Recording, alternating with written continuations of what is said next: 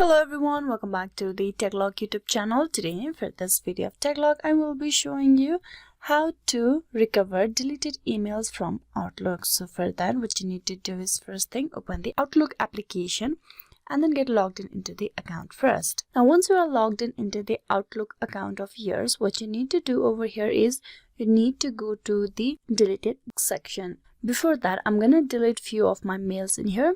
So I'm going to delete this Microsoft mail. I'm gonna delete these two mails that I have. As you can see, the mails have been deleted. So for you to recover this deleted mail, you need to tap on the Outlook icon on the top left, tap that, and here you will see all the options like inbox, sent, draft, archive, group, deleted, junk. Now there you need to tap on the option deleted, tap that. In the deleted folder, you will find all the recently deleted emails from Outlook inbox. You can see the two mail that I have just deleted from my inbox are in here.